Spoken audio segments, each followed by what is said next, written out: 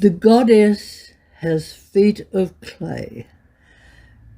Written for my beloved daughter, Robin, on her 40th birthday. At one with sun, sea and sand, a goddess treads to the heartbeat of the land, carries your precious soul in the palm of her hand. In my womb, creation lives. The planet circulates, pulses through my feet. Spiritual vision lights my eyes to the ultimate depth of eternal skies. And you and I meet. From madness you set me free, from the insanity that was the alone, the pointless me.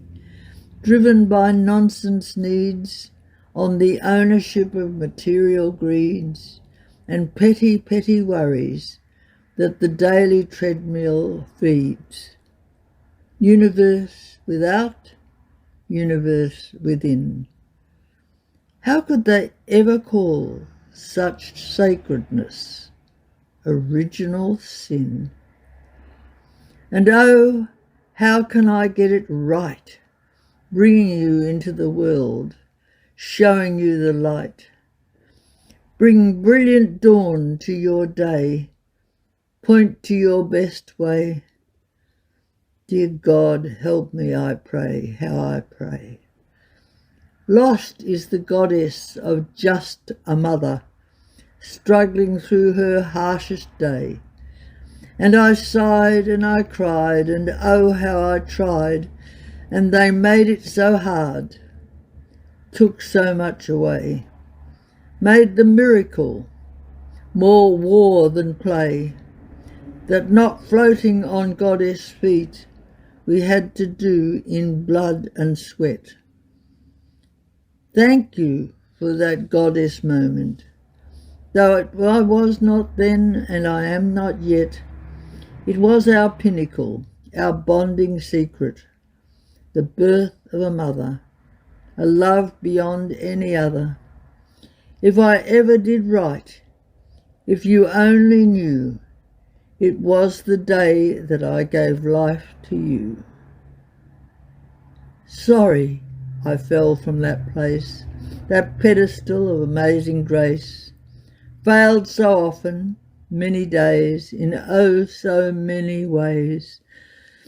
Could I restore insight to your own magnificent spiritual height, set you fully alive and free from the inadequacies you learnt from me, from the harm I did, the magic I took away, walking over you with my dreadful feet of clay. Even if that woman suffers a miscarriage, even if that woman tragically makes the wrong choice and gets rid of the life within her through an abortion, or if the baby comes to full term and sees the light of day, cells are exchanged between the mother and the child, living cells, so that after either a miscarriage, tragically, sadly, an abortion, or birth, those cells will remain in your body, ladies, for the rest of your life. You have, and if you didn't know it, you're probably going to start crying. You have living cells of all your children in your body right now. Right now. Even if you had a miscarriage.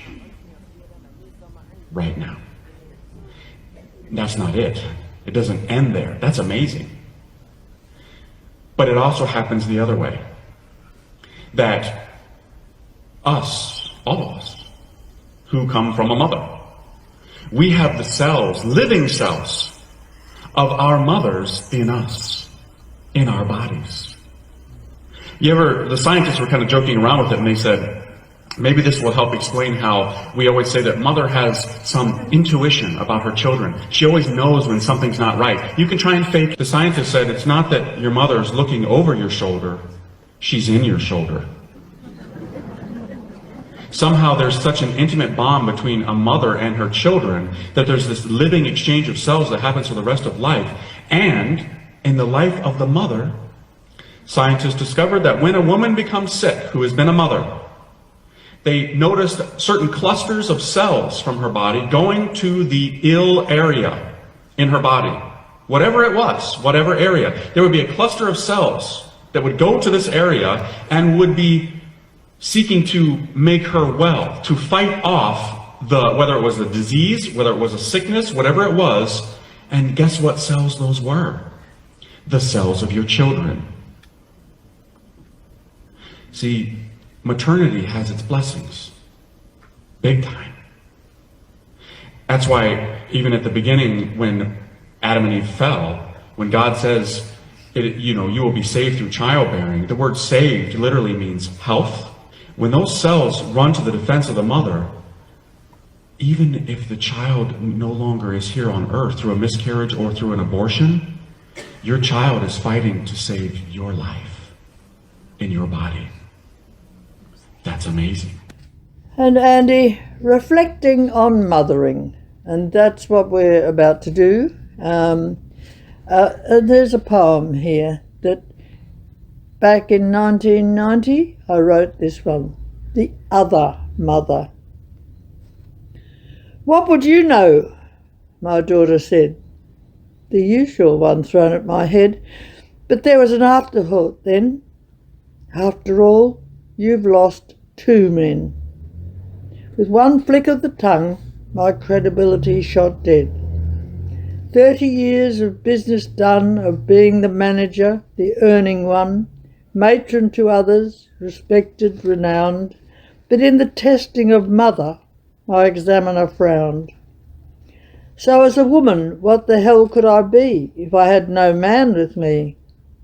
Years before another, there were 5, when asked of her goals in seeking to be free of school, and I think it incidentally of me, had said with a flick of a knowing wrist, "Oh, if I can't get real work like you, I'll be a feminist." Really? Where did I go wrong? All my life I planned my parenting would be done absolutely perfectly, not what my mother did to me. My girls would have it all, stand tall and be totally free. I wish I had understood all along a mother's place is in the wrong. I only just found that out. It would have helped without a doubt. Science is no help, it's true. They dump shit on the mother too. They pontificate some theory locked in eternal query, nature versus nurture. The question always posed, is it the genes I gave them at birth, or the handling I did at the hearth?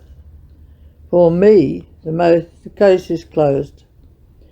But wait, I see the powerful hand that really led their way, outruling and outlawing, simple mother say. She was a superb babysit, but a hussy when you think of it. She took over secretly, in guise of teacher, preacher, friend, but proved a morals and motivation leecher in the end.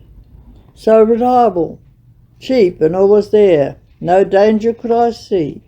In that innocent square, that glassy-eyed, all-knowing, references are glowing, everybody had one, couldn't be without one, that traitorous TV. I like that. Couple of stumbles. No, I was going to say I like the term that everyone had one was in there, because it wasn't far ago that we were discussing the notion of raising a teenager and how everyone had to have everything and the long way around to that. Yeah. Judy, in The Other Mother, the notion of everybody having a TV pops up, and I would like to explore that because you mentioned in earlier conversations we've had that that's popped up before this. Everybody does. Oh, look, Andy. Everybody says. I for years I have, even when I was young, and it is one of the things in media that you get in media. We know everybody does this. Everybody thinks that. Everybody, and all my life, I've had this sort of bit of reaction. I don't. You know, everybody does their drinking as teenagers, have to go through a drinking stage. Everybody has to try smoking. Everybody, and it's the concept, I think, of what's normal. And for me, all those things sort of, it's where the kids are sort of picked up, well, I'm not. Well, I've even actually had one of the kids say to me once, "You're just not normal." Not normal, because Mum. I didn't drink at all. I find it fascinating because in this poem, The Other Mother, it says that the television is treacherous, cheap. It comes in the form of being an educator, a preacher, all these, dangerous things in a shiny package. You know what it is, Andy? It's the present day culture. When we talk, people talk all the time about your culture. What's your culture? And when we talk in reconciliation stuff with the importance of the culture for Indigenous people, and we've been through this one too, and we found out from reading the book The Bush that I recognise, I have this bush culture too, because of having grown up in the bush, etc. But this I've culture often for thought, the well, girls, what for is me, our culture? yeah. Because This people day will often say, culture. we don't have a culture. No, we do, don't you're right. I'm afraid we do, and it's TV. And as your poem says, it's a noxious culture. It's that everybody has this. Yes. Or as you said, I can't be cool. Mum's a meanie bum because she won't let me watch that show. And when I go into school tomorrow, the kids, they'll all say, "Oh my God, did you see so and so in the show?" And it's this weird feedback loop where you have to walk the line between raising a child in what you would consider and right, also the way that people behave on TV in those shows. And of course the smoking and the drinking is so, if you look back at old films, and that's not just the TV, but the film, the movie world, in some ways Hollywood has been our culture. long time. Yeah, because what's normal to the smoking is unbelievable when you look at old movies to see the extent to which smoking it's presented as both romantic, attractive, and yet it can be just as easily used as the Marlboro Man as being sort of masculine. Yep. But with the women and the glamorous movie stars, it's all glamour. Feminine. Yeah, glamour. But it's also used for showing anger, Yep. for tension. Yes. And for me, one of the things I used to laugh about was when, in films, when someone was dying, in war films, etc., cigarette. and they, at the Light it up. dying breath, they're shoving a cigarette in a man's mouth, This'll and I fix used to say, if anybody tried to shove a cigarette in my mouth when I was dying, They'd bring you back to life just so you get that bloody thing out of my mouth. Absolutely. And, and realistically, you've got five daughters, 5 children. One of them is still a smoker. Others have had varying relationships, just as an example, right? They've all had a little try. Yeah, a little flutter. And it is interesting to see how, again, sometimes it sticks, sometimes it doesn't stick. For the most part, girls aren't smokers or even chronic smokers like what you indicated in the movies. But it is an interesting notion of the everybody. And now, of course, everybody says that smoking is bad for you. Now it's cool to not smoke. But when the mother was saying it, and it is a fascinating cultural phenomenon. Paul Hogan. Paul Hogan. Goodness me. Stretch. How We got there. everybody knows that. We do now. Yeah, too right. And his advert for the Winfield was the most successful advert of all time. And this is not me. This is a statement this is the everyone. research, and it was, anyhow, just have one. That was the whole. The crux That of it. was the crux. Anyhow, meaning Don't no matter worry what about they it. tell you, no matter what they say, Just have one. just have one. You know, go on, be a devil, be a. Yeah. Yeah. Take that plunge into the unknown. Yeah. Join everyone. Yeah, yeah, You know, don't want to be an individual thinking for yourself. yeah. Join everyone. And it is interesting how the notions of, you know, raising children are lumped into these bigger issues of like smoking or the peer Yeah. pressure, the everyone, you know. It's in deliberate. that, yeah. It's deliberate by Oh, the it's not easy. powers that be. It Because is. your just- poetry, through your poetry challenges the powers that be. It challenges and it explores cultural phenomenon, cultural norms, what should or shouldn't be considered a cultural norm.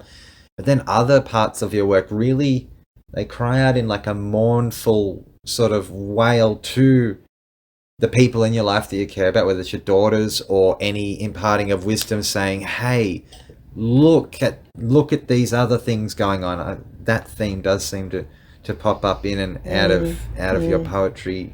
And you know, I mean, the smoking thing has been such a heavy thing in my life because I have never had a cigarette in my mouth. And the reason for that was that when I was very, very small, I couldn't stand the smell of them.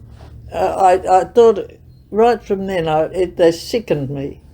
And all my family were smoking. My father, my mother, my brother, my aunts, my uncles, my Wow. cousins, because everybody did Very back normal. then, at the end of the war and all the rest of it. It was like, Very normal to smoke. and yeah, sort of comforting everybody for what Whatever we've been reason. through or whatever. But also that it sort of stoked the egos. I think, you know, it's with all these examples of these tough guys or Yeah. these fighting men or Yeah. all the fighting The men were egos smoking were and stroked, yeah. yeah, they That's managed to good get insight. yeah. But I think that's right. and you know, and I had to live through my father having cancer of the lung, Mm-hmm. specialing him when I was nursing, whilst he had his lung removed by Professor Morgan Windsor, who introduced the first ever heart-lung machine, and Dad was the first patient they used it on Wow. to keep the circulation and everything going whilst they took the lung out. And I then had to special Dad in his recovery. Wow. And also as a kid, I had the first and only time I sort of stood up for my own rights, and I was absolutely flabbergasted because I must have been all of 7, I don't know, something like that. I had to empty the ashtrays because I was the youngest member of the household, and it was my job to empty the ashtrays. And suddenly I said to my mother, I don't want to do this anymore. And I can remember, I still get the feeling, I'm standing there thinking, that's it, I'm dead. Mum that'll be... And instead of that, she said, and I said, oh, because I don't smoke them, and why should I? And Wow. yeah, and Wonderful. she said, well, that seems fair, okay. And from that time, I did not touch cigarettes and butts. And when I was nursing, doing my nursing training, because back then they were allowed to smoke in the hospitals, Yeah. and they'd say to me, sister, hold me a cigarette. And I'd say, no, I don't touch them. I'm not asking you to smoke it for me, just hold it. No, I don't touch them. Yeah. And it was like, so, yeah.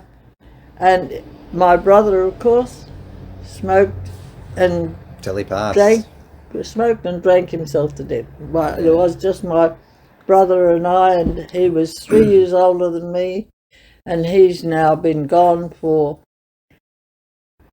Almost 14 15, years, I think. 14 years, yeah. and I'm still going coming up to be 89 any tick of the clock. Yeah, and a very well 89 and too. never, I'm so very glad I was not an everyone having a go at and smoking. everyone having a go. Well, here's one for a spanner for the listeners. So in reflecting on the story you just told, when your daughters hit that bracket, well, first of all, there was no cigarettes in the home. Did Stephen smoke? No, he didn't. Well, that's a wonderful. Actually, that's a really nice man trait, I've considering never he's married- such a man in every I've other way. never married a smoker. I Too couldn't. right. No, you I couldn't kiss Yeah. a smoker. Yeah, it's disgusting. I Yes. firmly agree. Sorry for any smokers in there listening, but it is. You can really pick it up a mile away. No, but so your daughters are transitioning out of childhood and into the early teens. They're in a household. They're in a household that doesn't the thing that smoke. I know that I was What was that hysterical like? when I saw them, got a hint that they were trying it, because I begged them right from the start, please don't ever start smoking, and don't smoke, because if once you started it, it's so hard to stop, because I know what my father went through is an inability to. It's the most dreadful addiction of all time, and giving it up is close to impossible. Viciously hard. It wasn't until they took out his lung Dad could give it up. And interesting. But, yeah, and so in a funny sort of way, I've had my daughters blame me for them having a go at it, because I For your begged them stance. not, because they said, Mum, you're not natural, you're a fanatic. Yeah. Now, maybe I was a I bit don't know. fanatical, You but said I beg. think The word beg is loaded with love and care rather than say like tyrannical oversight or something, you know. I can see the two sides of the coin, but you know, as you said, you watched your father go through this thing. That's the ultimate consequence, and you're looking at your daughters who are a tabula rasa, clean slate, and you obviously want to impart that what you saw, but the lens of mother-daughter. So, did they try and sneak one past you here and there? Oh yes, Yeah. oh yes. I think that, and that they say that's what made it all, you know, exciting. Trying to get it past Judy's well, nose. but yeah, That's not an easy thing to being do. able to sort of laugh about how they'd done the things that. Then I even used to say, you know, my lovely daughters that don't smoke, don't use drugs, and they would apparently have a giggle. Bonding experience Yes. between your daughters all together. Yeah, You know, that's a little bonding that's experience. another thing I have to look at, Yeah. because that's one thing that they can complain about, I think, by tending to say the kids do this or you kids do that, or you know, and I do have to apologise for a bit of a tendency to do that. Anyhow, Yeah. There was a little tendency to I think lump them all I think together. all mothers do it. Yeah. It's easier. It's like the kids, chunk, put them over there, do it. But Well, especially when you got five. And 5 so- daughters too. Yeah, You know, it's hard to yeah. equate which child goes with which Yeah. personality or hair color or No. style or whatever it might be. Even occasionally stumble over their names. Janine and Christine. Interchangeable. I used to say sometimes. Yes. One of those two.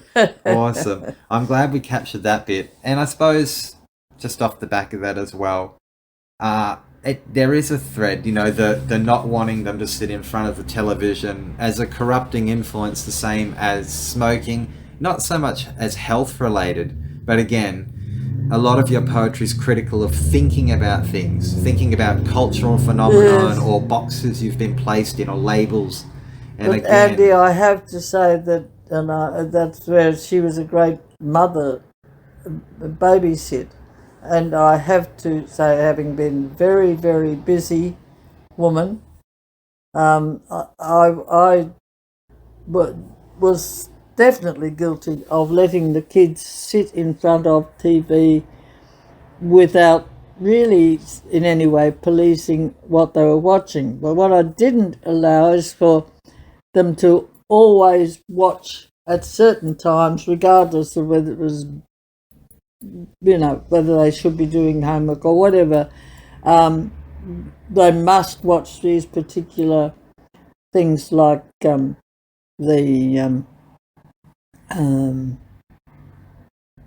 was the one I mentioned before? Oh, the Neighbours one. Neighbours, yes, but back before Neighbours, there were it's like Sutherland's and the Shortman Street and stuff like that. Old school, yeah. Yeah. They liked that, or they that did. was something they liked to watch. And of course that got a terrible expectation on mothers in that. That's another one which the TV sort of showed these mothers as being sort of that's how you be a mother, able to have everything all done at once and look beautiful, and be sort of sweet and smiling and have all the reusable nappies cleaned, have the pie baked, and be sitting down for a cup of tea by 10. Yeah. Not possible. Not possible. No. That culture. So do not let them nurse the babies because they'll want to keep them. So it was like they were always lined up for adoption, supposed to be lined up for adoption. And just don't let them see them, don't let them nurse them, because they'll want to keep them. Really? So that there was a culture for unwed mothers, and there was a very bastardization. Yeah. And that was not a church place. This was in the bloody government. It's a Brisbane State Hospital sort of thing. Yes, I won't mention the hospital.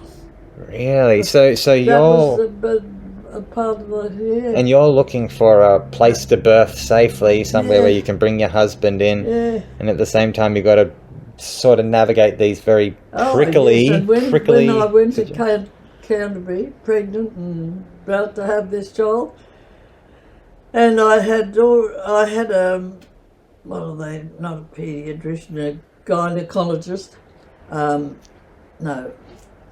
obstetrician. Looking after me, and he had said, Stephen could come in and all that, for the birth. And when we turned up at Canterbury Hospital, they said to Stephen, "Well, you can go now," and he said, "Oh no, I'm staying." They said, "What?" And then they got on to the matron. This is Canterbury again, a government hospital. Got on to matron. She came storming down. Said, "Who said the man could come in?" Then one of the nurses said to me, "What are you, a pervert, that you want your husband watching this?" And I said, "No, I'm actually a midwife." Of course. And they said, "What? You should know better, for God's sake." This was the mindset of keeping the man separated from the woman in this period. It seems so strange and cruel compared to how birthing goes today. And Stephen was the best time of Stephen's whole time with me was when he was with me through those births. And I, I've always said, well, he was absolutely fantastic. But I have to say, sadly, Andy, I used to think that it was his love for me, but I came to realise it was about his kids. Wow. I came to realise that, as I've said, it was actually that even his pride in me when I was giving birth, like you had the children. This is like my child, Wow. Because he used to say that he wanted to have 14 kids or something. So he had a real passion for children. Have them. Very progressive. Just to have them, not for the kids. Not to raise them or anything else, but just because then he would say, as babies, well, they're no use until they can do something. Wow. And try shut them up. He used to say about Robin, put her out in the shed, when she was crying. He never got up They were trophy children. But no, he joined you in challenging the establishment. Man, it must have been awful. So your first child would have been Robin in the early 60s? 59. 59. I don't know, I was married 59, had Robin in 61. So this was the attitude in 61? It was 61, yeah, but it was you could say it was she was the 60s. 61, you know. I'm amazed, you as a married woman, an educated nurse, midwife, and then to have the matron say, "Are you a pervert for wanting to have your husband in the room?" That arriving at the hospital, Canterbury Hospital, which no longer exists, by the way. It's down in Sydney, Canterbury, Sydney. Yeah. Yep. And the matron being called down because I wanted Stephen to stay. And then the matron then called the, what did I say? Not gynecologist, obstetrician. Yeah. She called him and told him that she would have him removed from the whole board of the hospital. He was actually for so blatantly, and do you have any idea why? 4 in the morning or something. Was she overtly religious, or was it policy? No religious. This was about properness. Properness. Oh yes, it's like almost like cleanliness, almost just sort of hygienic. Hygiene, you can't have a non-medical person in the room essentially. But you mentioned that the doctor was male, so it can't be a gender thing because the male doctor's allowed to have his hands around.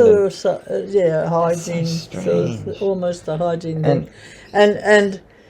They always used to joke, actually, about the fathers, how they couldn't handle things anyhow. It's like, that they... It was too real for them. Yeah, so the women, in their own way, sort of thought, well, women can do... That's that standing joke, if men had the babies, there'd only ever be a first, there'd never be another.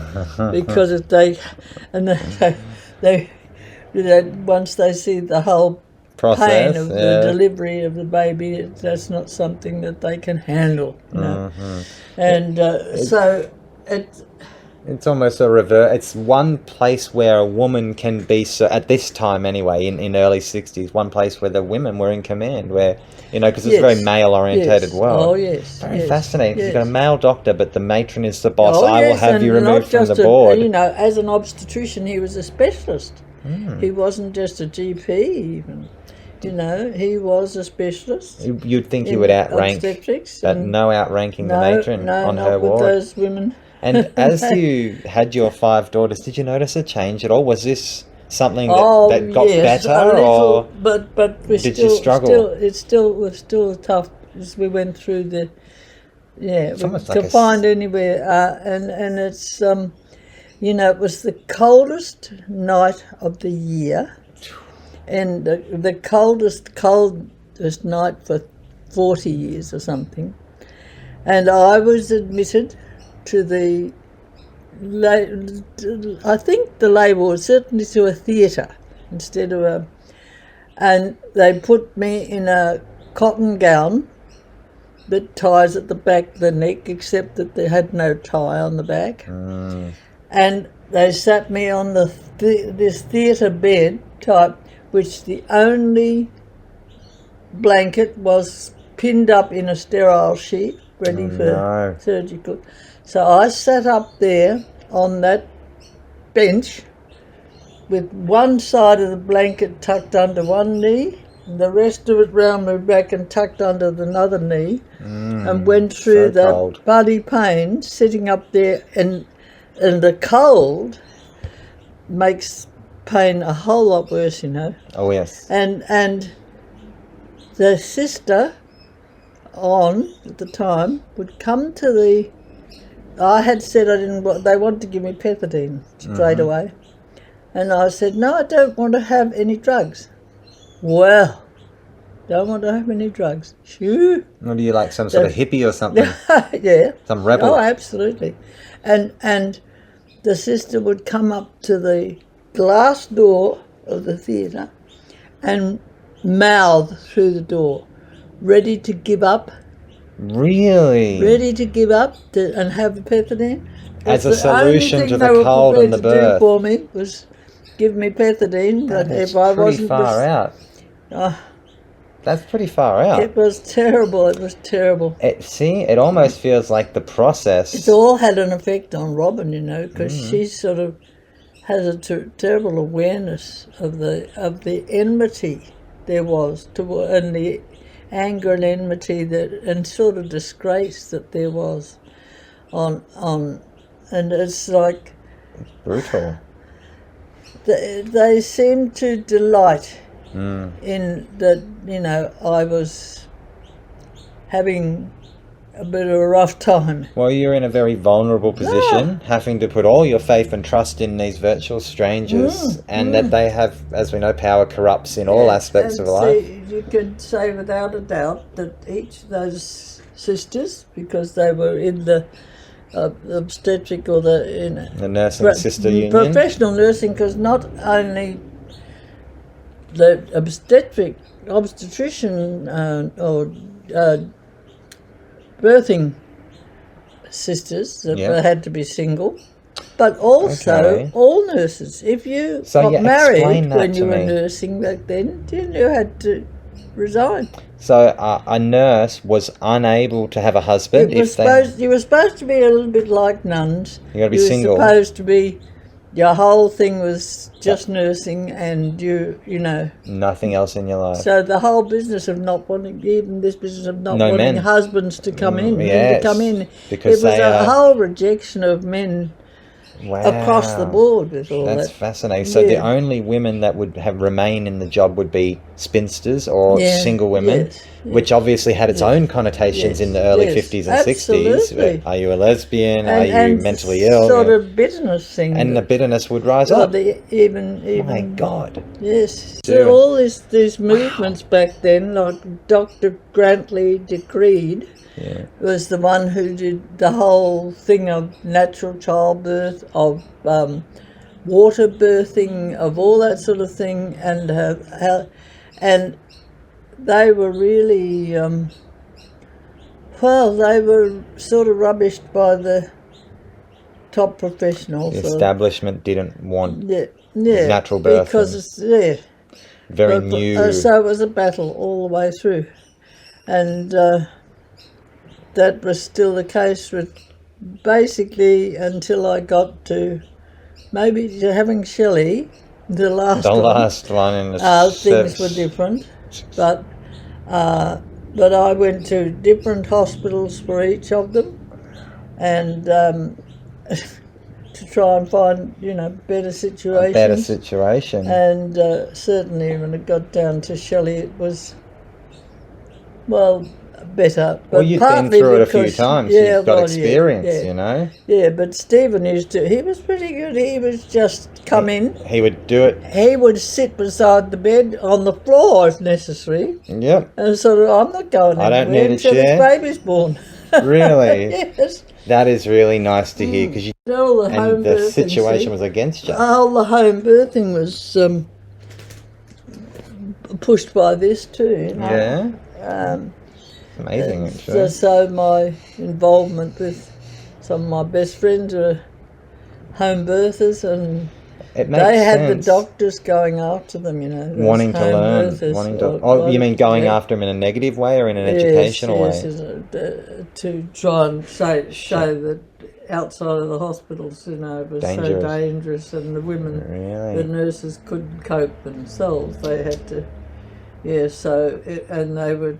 The whole witchcraft thing. Yeah, a bit of the witchcraft, superstition, fear, It makes sense. Yeah. It's funny that you mention that, because as you go into your life, you develop things like the LRE, which is a very holistic approach to all aspects of life. That's why I did it. And I dare say it probably is, because you'd literally been in a system of stainless steel and coldness and cotton blankets pinned up and very impersonal and very traumatic, really. Hygiene was everything, and science. what do you call it, science, because this is where I read so much of some wonderful books that were written about the natural birth and the joys of and that's natural birth, no drugs, no hospital yeah. environments, just a nice, quiet, safe environment with some professionals that know what they're doing. Especially with loving midwives or looking after them. It's important, Judy, because we live in a world today where you do get a lot of that. You can get home births, midwives, water births. It's much more empathetic. And it probably, I would dare say, it would be people like yourself and that repeated pattern of impersonability, cold, sterile, that has brought about this birthing revolution now. You know, not yourself, but every one of yourselves. It's still millions of women. Anything that's institutionalised has got a way to go. Yeah. You know, with my nursing home and the battle against that, and even in the aged care situation generally. You're still going with that, and your experience with disabled young people. When I had my nursing home, one of the key moments, we had the health department inspecting all the time, and we had a retired child welfare nurses as the inspectors. Okay. And one in particular, Miss Martins, very much the classic single, bitchy sort of stern lady, professional nurse. Stern lady, yeah. And she used to pick on everything we were doing. She used to say, for instance, we don't like the husbands living in the nursing homes, let alone children being here. And she never stopped beefing about that. You know, she would love to have been able to forbid me to have the kids there, but they couldn't quite. They couldn't make it happen. But she eventually said, on one occasion, because I built up a reputation of having one of the best nursing homes in Sydney. Coloronga was really notorious. That's really good. And mostly because of its homeliness, because of its compassion, because of the whole is Miss Martins. Yeah. You know, Judith, someday we will be requiring some of the things you do as being the rule, and there's things like everybody up and dressed. I invented the whole concept of the bed is no longer the unit of care, that everybody up and out and dressed and active and and stopped most of them when they came in, took away the medications that they'd been on for years, sometimes totally outdated and should never have been. They were on things like digoxin, which is a heart medicine that was toxic as all hell and should only be used in an emergency. So, some of the arthritic things like butazolidine, which were also did toxic. Nothing but destroyed their guts and didn't get rid of arthritis ever. No. And fluid tablets, because with all these things they develop swollen ankles and fluid retention, and they'd have to have tablets to get rid of that, and phenobarbs and things to make them sleep. Heavy stuff. And I sort of more or less took, when they'd come into me, they'd come in with maybe 6-10 weeks expectation of that they were dying. And my doctor that was in charge of the place for me, and back then it became illegal for you to have only one doctor. Yeah, have a few doctors after a while. Yeah, but this one, he used to say, Dr. Carroll, do what you like, Jude.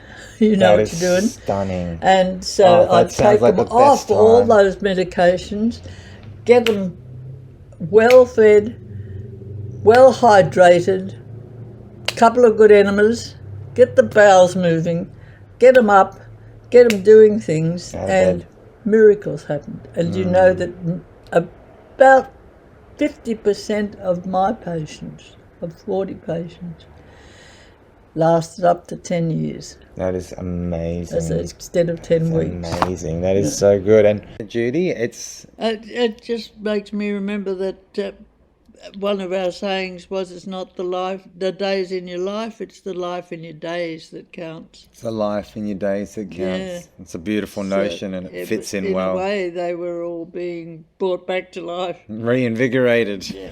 And as we know from watching the ABC now, they have the young people in the nursing home as a social therapy experiment. Yes. Yes. And every time I watch that thing,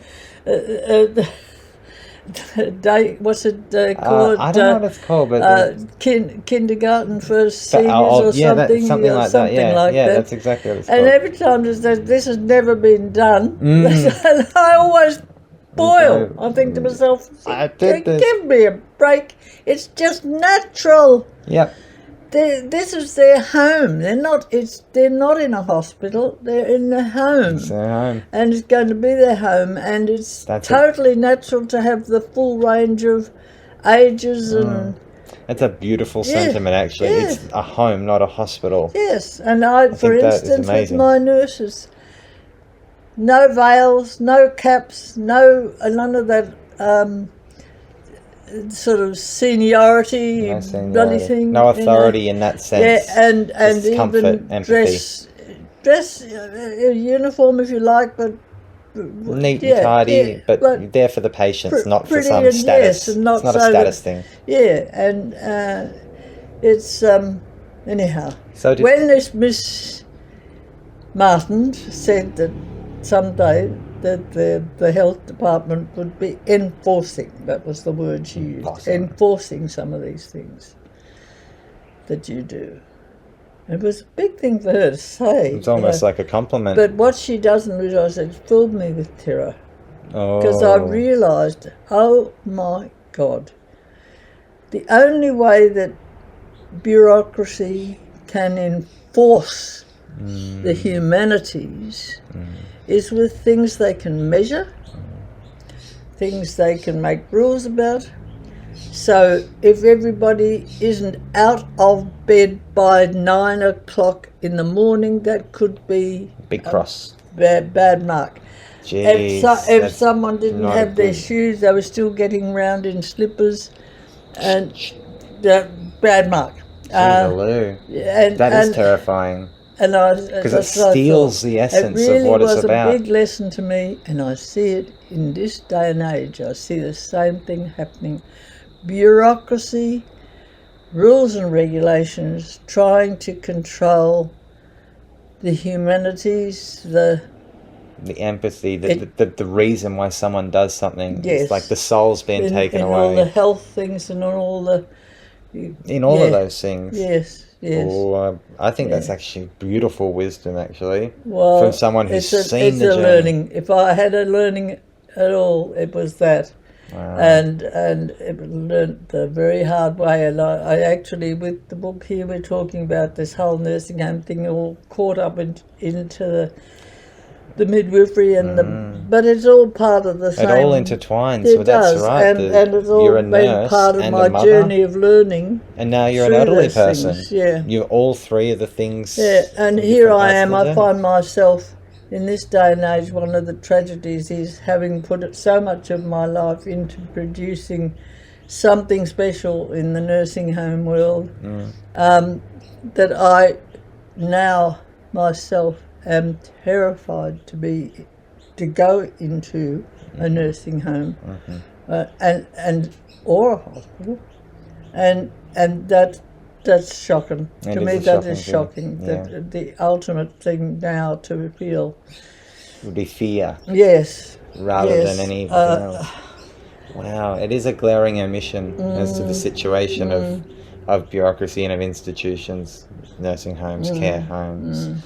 And I dare say that many would agree. And it's not to say they're all bad, and it's not to say that all the people work there don't care and all that, but the system tends to act against the humanities. Yeah, well, it's privatised. It's for money. So sadly, every one of those people and is a dollar to be sign, measured, to be, as you said, costed. Mm-hmm. Yeah. So, you know.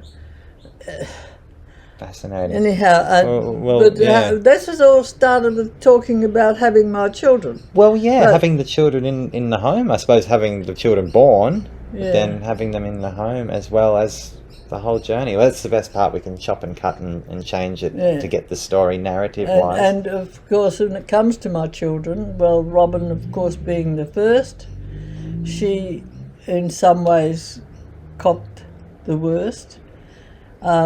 And she certainly has her own memories of the actual trauma and the antagonism, and she picked up on that. She's often talked about remembering that in the labour ward, that they were sort of angry with me, and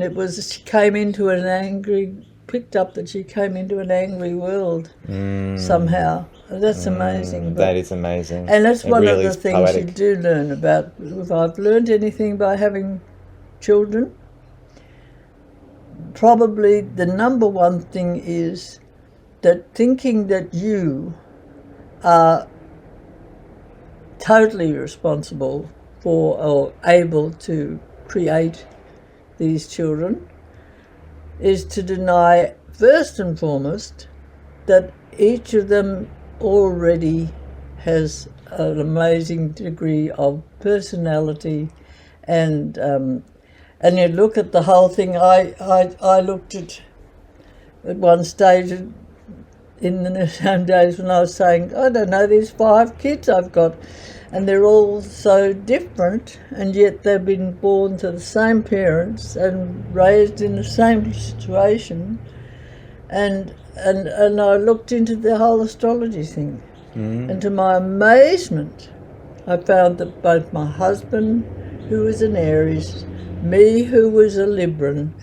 Robin, who was a Cancer, Janine, who was a Scorpio, Christine, who was a Sagittarius, Vanessa, who was a Leo, and Shelley, who was also a Libran, which is amazing because I often said over the years, Shelley and I had some sort of understanding on some sort of wavelength. And I used to say, if she scratches, I itch, or if I itch, she scratches. Wasn't quite like that, but it was more like that. I like and that. That's something you can't manipulate, you can't create, you can't decide. And you know, when Robin, the little Cancer, but she was so independent from the start. She wanted to get out and walk, she wanted to stand, she wanted to go, push me off and get away, you know. And then came Janine, and she used to snuggle into me and just close out the world, and just the only place she wanted to be was buried in, and I used to call her Bunnykins, because she buried into me like a little bunny, Bunnykins. Bunny, and hung in there and, you know, hid away. As they were so totally different. Sure, what I tried to teach them, the mistakes I made, they will have all affected them. Of course. But number one is that they all start off with their own agenda. Their own souls. And, you know, need to be really, you can't, my mum used to say, you treat all your children the same. Which is a scream, because she had my brother and I, and she treated us so differently, unbelievable. But yeah, and it's like, no, you can't do that. How can you do that? You cannot treat everyone all the same. A little girl that's trying to push away and get away from you, one that's burying herself in and hanging on to you. How are you going to treat them exactly the same way? It's to treat them the same way as to deny their essence, isn't it? All that they bring with them. And then, of course, there are the places in the family the oldest has a very different pattern from the youngest. Very different, and very different circumstances that they come into. Very different things going on, which have an enormous effect. Of course, almost like a Stage domino. that you're in. Then the middle one has the whole thing off. It's well established. Science has got this well established that there are certain patterns that in children. place in the family. As even the fact that there were 5 of them gradually, as against, say, being an only child. Very different situations. Right? Very different situation, actually. It's like, so there are many factors that you don't have much control over. And so, I think I have to say apologies to my children that I didn't ever know or understand that from the start, because definitely, again, the religious stuff, the church stuff taught us, spare the rod and spoil the child. It was like one of the things that I turned against in Christianity was the whole thing of that children are born in sin. So right from the start, somehow or other, and there's much in that church teaching and that is about controlling the kids, dealing with them, treating them somehow as a problem that needs to be solved or something. Okay.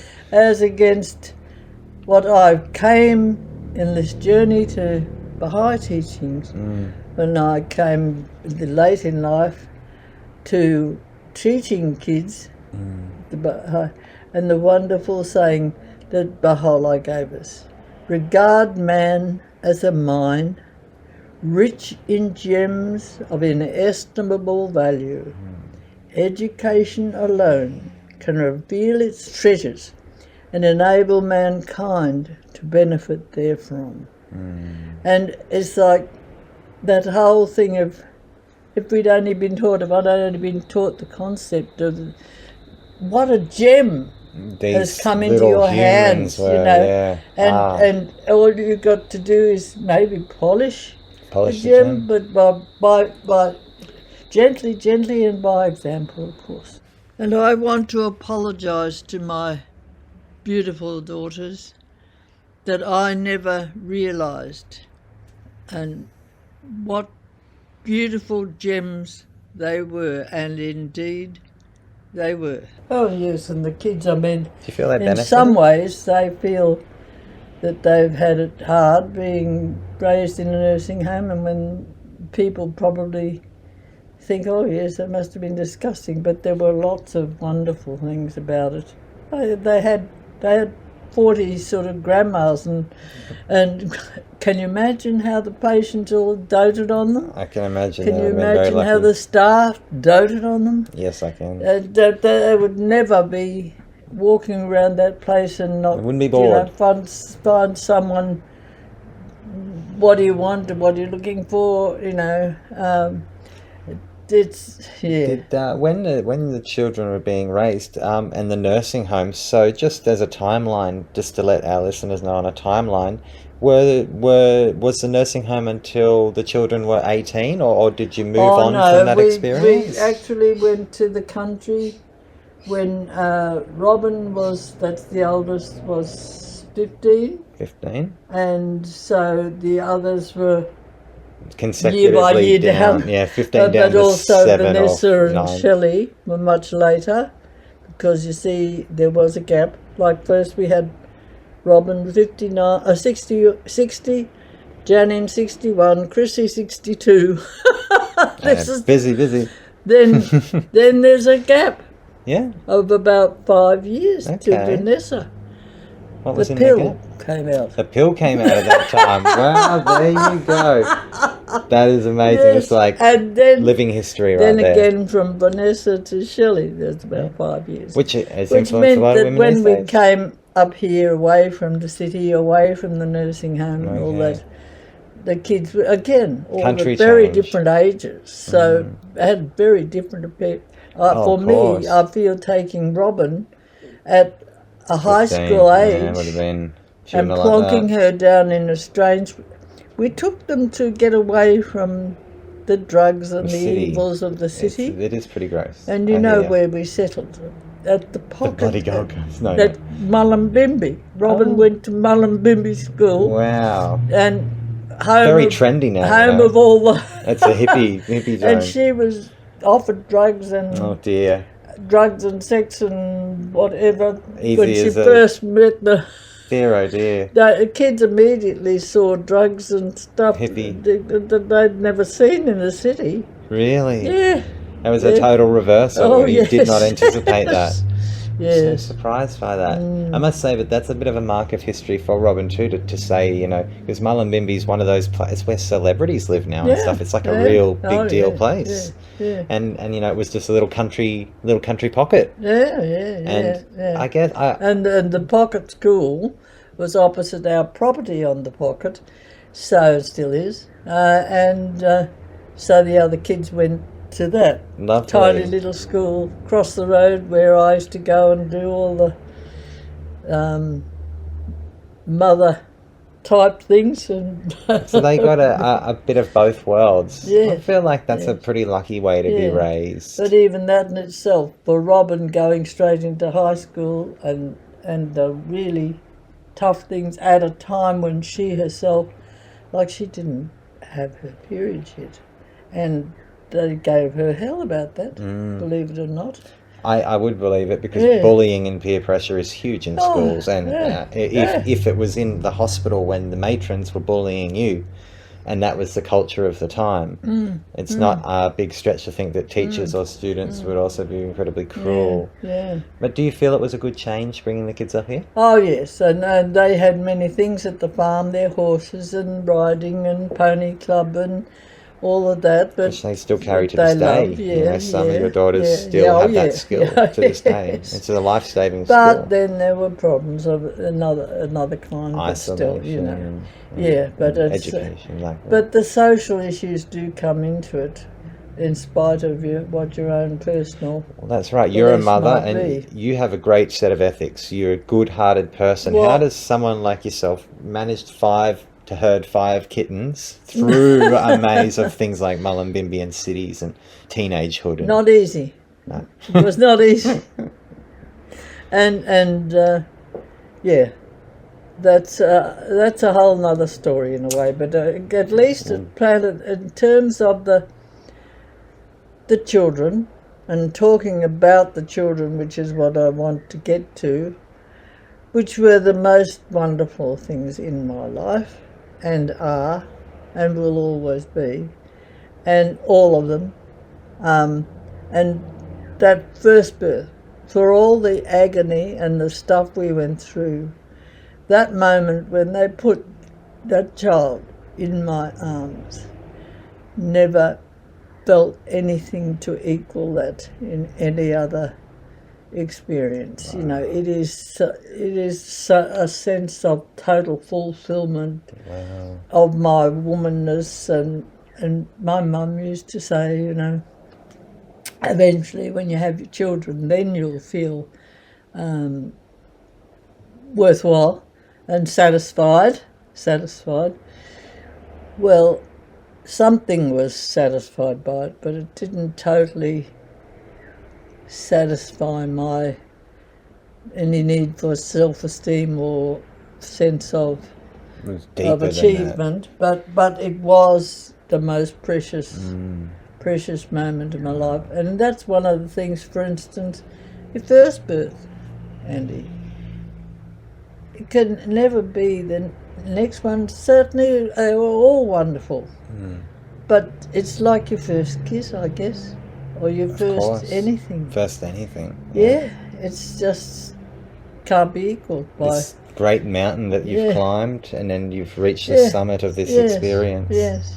And I suppose each birth would be its own incantation of that Yeah. experience, with its own trials, and tribulations, but joys. Again, because the circumstances that were going on in our lives when each of the others were born, take it right down to the end where with Shelley, unbelievably exhausted.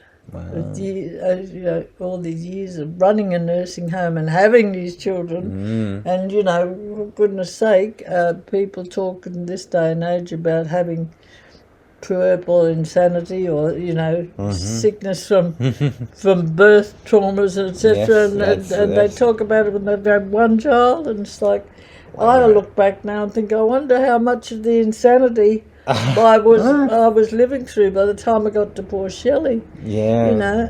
Has it splashed off? Yeah, it's like and exhaustion, and I mean, when I was having her, I had uterine exhaustion. I had a long, slow labour. Yeah, long. And my uterus just wouldn't want to do Didn't this want to do anymore. it anymore. It's like, It'd gone from being an experience, like, I've got this, to I don't know if we can keep doing this, Stephen. This might be the last one. Did Stephen want to coax you to have more after Shelley? Was he like, hey, No, you both accepted that was the line? Verbalised it, never actually verbalised That's it. pretty respectful, actually. But drew a line for you. Just whenever there was a slip up with contraception or the birth control, an opportunity that maybe a window was open. That was so it was hard to say no at times when. Well, no, I think you did very well, because as we've mentioned in earlier episodes, you and Stephen remained together for 25 years throughout the entirety of those children's lives. Yes, and they were allowed to experience whatever a normal else home. They've had two parents, and for the kids. Yeah. Both parents were there, and I always remember Vanessa saying, after our divorce, saying to me, you don't understand, Mum. I've lost both parents. And she said, I can never separate you and Dad in my head. Wow. You're Mum and Dad to me. And so to say, well, Mum's Dad's gone and it's it's just Mum now, it's like it doesn't work. Doesn't fit. I've lost you both. Yeah.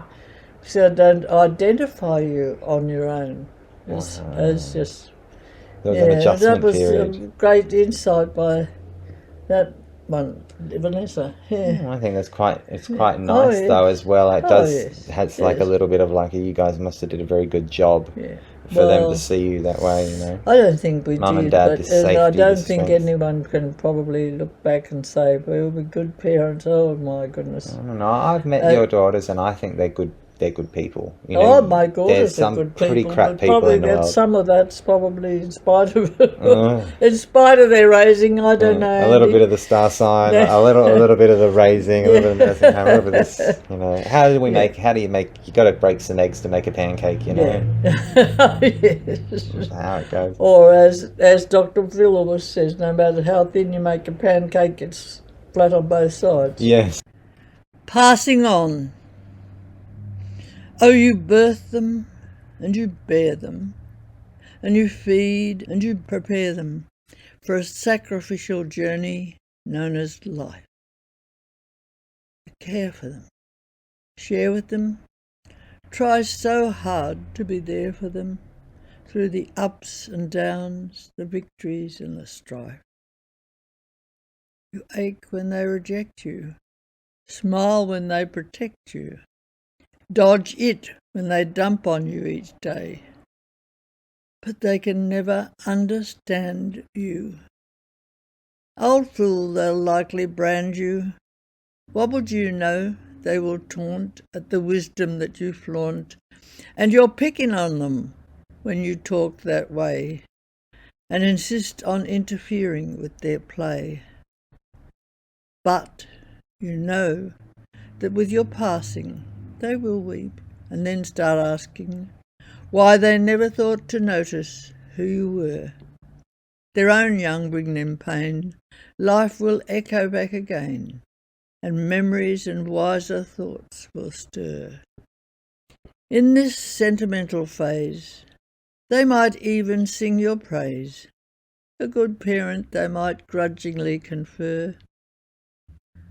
Life's roses do smell great, but a graveside they come too late. Grief-stricken, we do wish we had done more.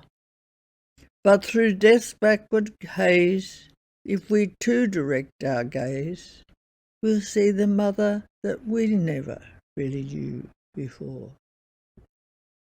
Following poem by Judith Light explores the intergenerational patterns of parenting. Deja vu, my mother said. My mother said, daughter, my daughter, into your hands from me, here is a gift you cannot resist. My mother said, your mother says, is there no end to it? Ah, there's the rub of it.